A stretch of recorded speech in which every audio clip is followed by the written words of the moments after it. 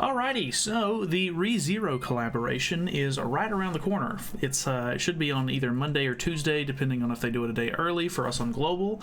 So I wanted to go over what kind of gear I am sort of prepping for the characters, what kind of stuff I'm doing to sort of get ready for them, because there's a bit more than I was anticipating, and it has slowly started to add up to where I am running out of materials, unfortunately. So I definitely recommend that if you're a free-to-play player or a light spender, I would definitely recommend picking and choosing one of the characters and sort of, I don't know, unless you just have a ton of extra resources and everything.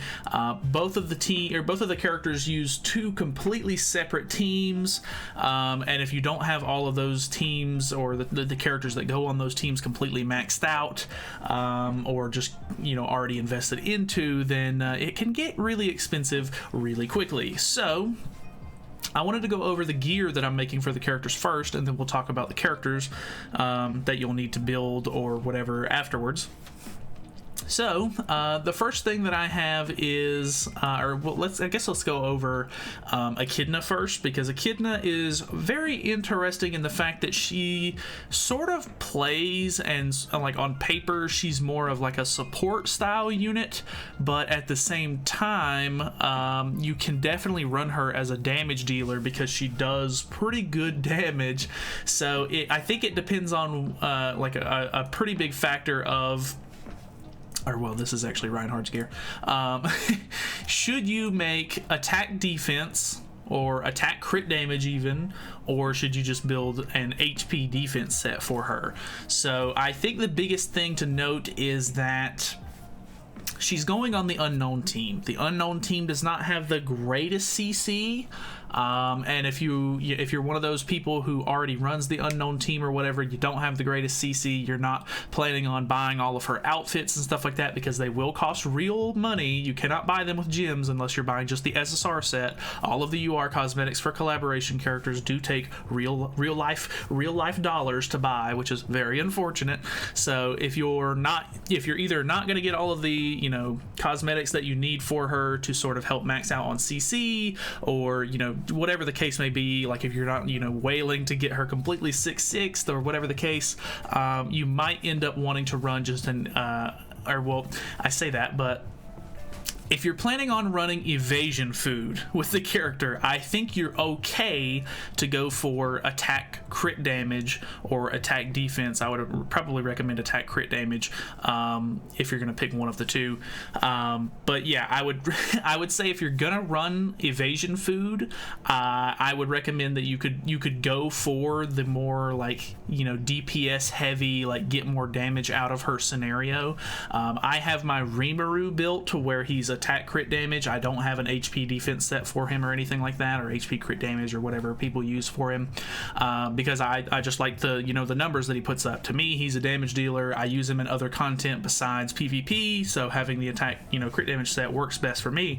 And I think that if you are working on CC, if you want to be able to make sure that you're going first with the team, HP defense all the way. She does fine with HP defense, and from what I've seen, she like I said, she does good damage already with HP defense, but you can make her do some really impressive numbers with the attack set and running attack crit damage. So I think it just depends on where you are with your team and your resources, and what you want to do with the character specifically.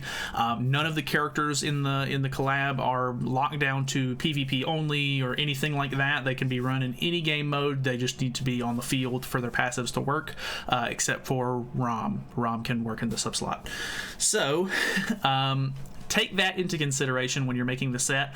I think I'm leaning more towards running an HP defense set on her, just for a little bit more CC in that regard, and helping just with tanking and stuff like that, just have her survive a little bit longer. It obviously switching from HP to attack damage or attack sets, it can make you a little bit harder to kill, but in all reality, the cards hit so hard nowadays, it's not gonna save you too much. You're basically either running HP for crit or for CC, or you're running attack to do big damage. So those are your basic options. I'm leaning more towards the HP defense set for her, just because I think that she's going to be a little bit more supporty.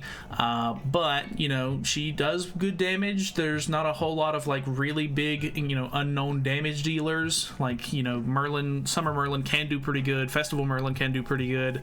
But for the most part, I feel like a lot of the unknown characters are very supporty, very, like, lockdown heavy. They're not meant to do, like, big damage. So, I guess fill the role how you see fit. So that would be what my recommendation would be.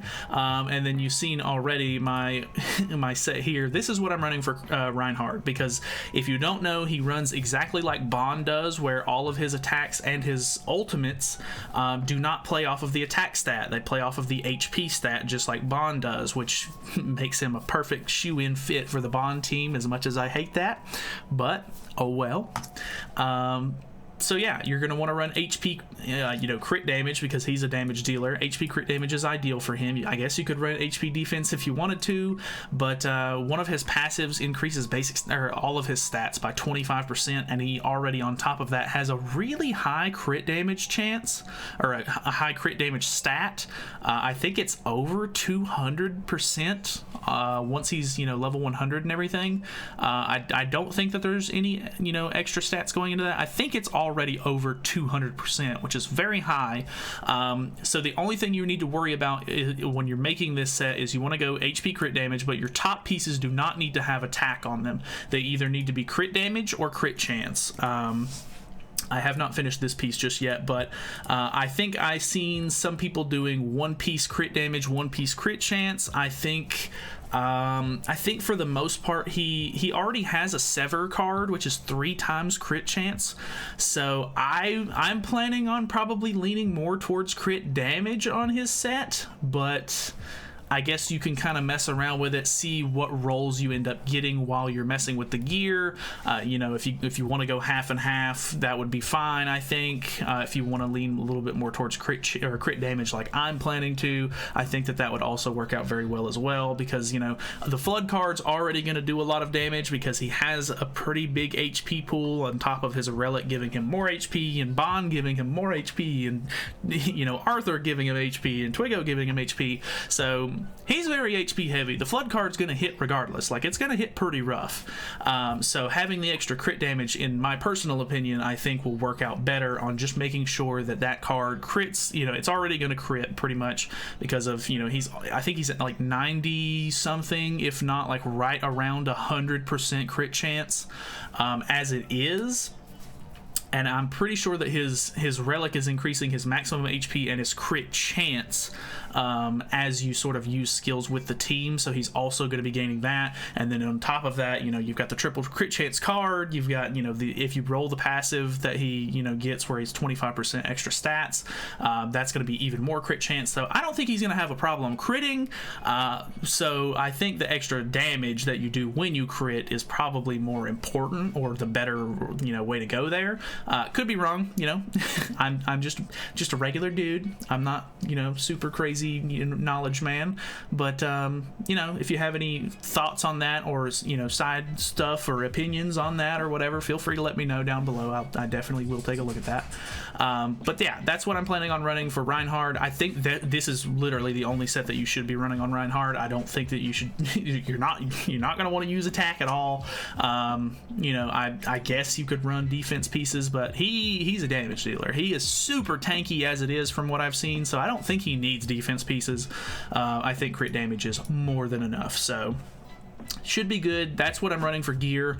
Talking about the actual characters' teams, though, is very interesting because sorry if you end up seeing the the green screen move, the dogs walking around.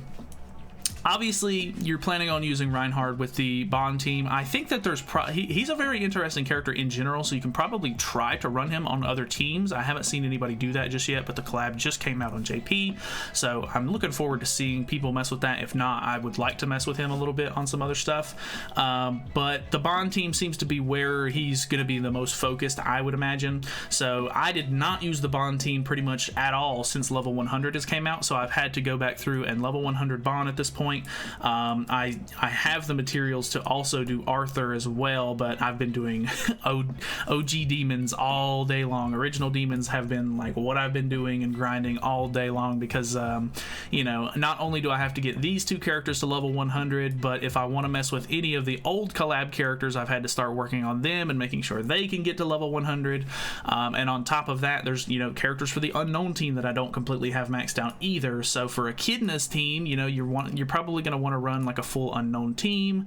I do already have Rimuru level 100, so that's great. I've seen, you know, people mess around with different teams without Rimuru on there. I think I would probably prefer to run Rimuru on my team just because he's a fun character to play with, and ult rush is always an option kind of with him because his ult hits really hard. But yeah, I do already have Festival Gother and Green Gother, but Green Gother is not really an option because you want different races and stuff like that. I guess you could technically use Red Gother if you wanted to, but I don't know. I don't have Summer Merlin level 100 yet because I just don't use the unknown team at all. I don't really use the Bond team at all, so this has been like a huge like kick in the face almost, as far as like I'm having to dump tons of pendants and tons of, you know, resources into these characters that I gotta say I don't really plan on using all that long, but that's just kind of the nature of the game. New units come out, they make teams better. You have to end up investing into them if you haven't played them in a while. So that is definitely a thing. So I would recommend going through, figuring out what kind of unknown team you want to run. Grab those characters, as many materials as you can get for them if you know, have the materials handy, or whatever the case may be, and try to power up those teams respectively, so that way you have the characters good to go, or like you have the team ready to go and you can just slot the new characters in as soon as they drop. So yeah, lots of original demons and lots of Belmoth raids for me in the next couple of days to try to prep for this. I am slowly running out of SSR pendants, which seems to have been what everybody else has been running out of for a while now, but I am down to 105. So I know that sounds like a lot, but it takes 33, I think, just to level up one character from 50 to 100, if I'm not mistaken. So that's already 66 pendants when the two new characters drop, on top of any of the UR pendants that I have to make to get already in the box characters from level, you know, 90 to 100. So it's a huge investment. Be aware of that. If you're, you know, if you're interested in this collab, make sure that you're working on the, you know, the materials and stuff like that while you have the time before the collab drops and getting the characters sort of powered up. So that's pretty much all I have to say. Thank you guys so much for watching. If there's anything else that you guys are doing to prep for the collab or anything, feel free to let me know, because maybe I've forgot about it or whatever the case may be. Another thing that I probably need to do is farm some of the potions. I forget where they are in the box at this point. Yeah, these XP potions, I am running low on those as well, so I'll probably have to farm you know, on Sunday before the event or the collab comes out for more of those. And you know, you'll have to have gold for making their relics, and there's a lot. It's gonna be a big time. It's gonna be you know, a huge resource sink, so make sure that you're doing as much as you can. But anyway, thank you guys so much for watching. Hopefully you guys enjoyed the video. Feel free to subscribe if you have not already, and I will see you guys in the next one.